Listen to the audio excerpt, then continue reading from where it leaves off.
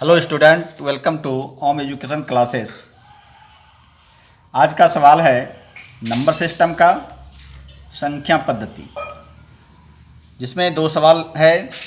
पहला सवाल है कि एक फॉर्म में गायों और मुर्गियां है, यदि सिर गिने जाएं तो 180 है, यदि टांगें गिने जाएं तो 420 है। तो फॉर्म में गायों की कुल संख्या कितनी है? अर्थात एक फॉर्म है जिसमें गायें और मुर्गी दोनों है। कहता है दोनों की सिर को गिना जाए। अगर दोनों के सिर को गिनते हैं तो 180 है, और यदि टांगों को गिनते हैं तो 420 है। कहता है कि फॉर्म में कितना गाय है, गायों की संख्या कितनी है। पहला क्वेश्चन है जिसका ऑप्शन कहता है ए कि 130 गायें हैं, बी 50 गायें हैं, सी 150 गायें हैं, और डी कहता है कि 30 गायें हैं। दूसरा प्रश्न क्या है? तो दूसरा प्रश्न है कि 81 मल्टीप्लाई 82 मल्टीप्लाई 83 मल्टीप्लाई 84, इस तरह से बढ़ते जाएंगे तो 89 तक संख्या, सभी संख्या का गुणनफल, सभी संख्या को गुणनफल में इकाई अंक क्या होगा? ये सभी संख्या को गुना करने पर इकाई अंक क्या होता है? तो दोनों प्रश्न में एक थोड़ा सा ट्रिक है, उस ट्रिक को देखते हैं और उस ट्रिक के द्वारा प्रश्न हल हो रहा है। तो इसमें देखना है कि क्या क्या फॉर्म में है।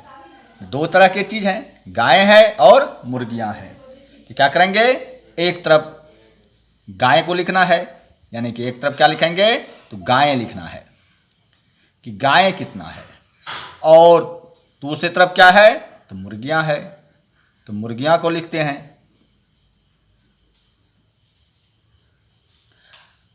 अब गायें टांगों को गिनने के बाद, और तो टांगों को गिनने के बाद कितना आता है, टोटल है कितना, तो गाय को 180, टोटल कितना है तो 180, तो 180 को लिखेंगे।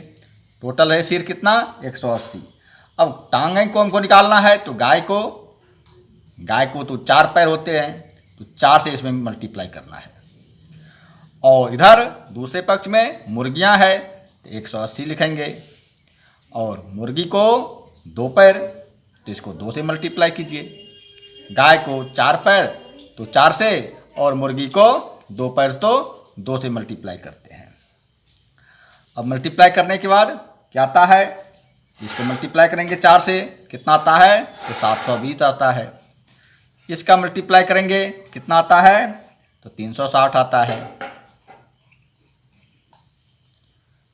अब दोनों मिलाकर के तो ऐसे खींचिए।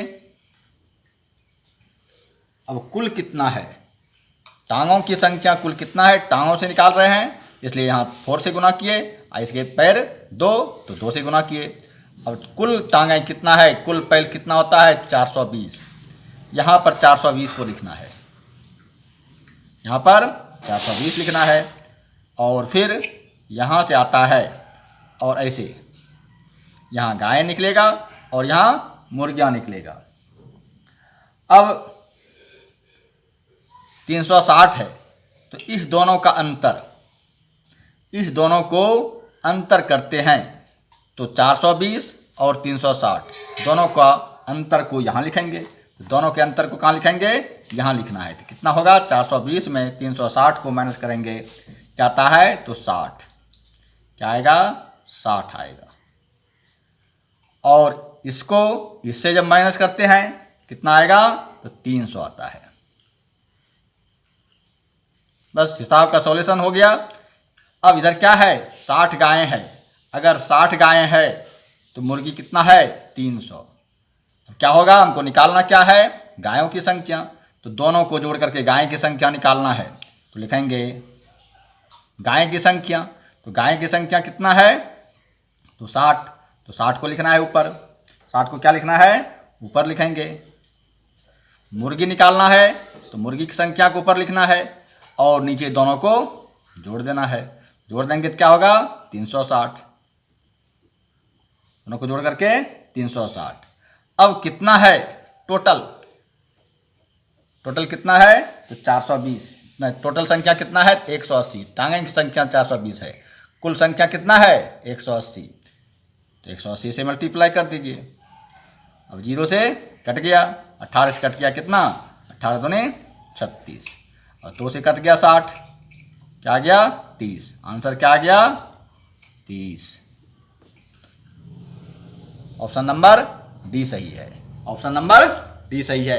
इस ट्रिक से आप अलग अलग, किसी को 4 पैर तो किसी को 2 पैर, ऐसे किसी का भी कोई प्रश्न रहेगा इस ट्रिक से आसानी से बन सकता है। और दूसरे प्रश्न की ओर, दूसरा प्रश्न है कि इकाई अंक निकालना है। इन सभी अंकों के गुणनफल में इकाई अंक निकालना है।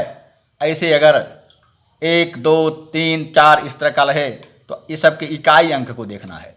सब का इकाई अंक क्या है, इकाई अंक निकालने के लिए इधर कितना बड़ा अंक रहे हमको देखना है, सिर्फ इकाई अंक को।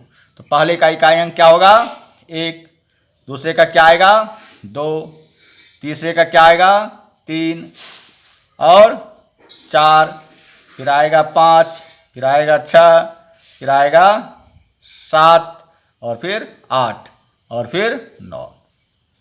इस तरह के गुणनफल रहे, और यदि इस तरह के लगातार गुणनफल रहे तो इसमें 2 और 5, 2, 5 आया है, 2 और 5 अगर आता है यानी कि 5 का गुणनफल 2 के साथ रहे या 5 का गुणनफल 4 के साथ रहे, यह 2 और 5 आने के बाद क्या होगा दोनों का गुणनफल, तो दोनों का गुणनफल आता है 10। बाकी अंक को गुणा नहीं करना है, बाकी अंक को गुणा करना ही नहीं है। अगर इसके गुणनफल में 5 और 2 आ गया तो उसका गुणनफल क्या होगा 10 होगा, और 10 का इकाई अंक क्या है 0, 10 का इकाई अंक क्या है 0, इसलिए इसका भी ऑप्शन क्या होगा तो डी होगा। धन्यवाद।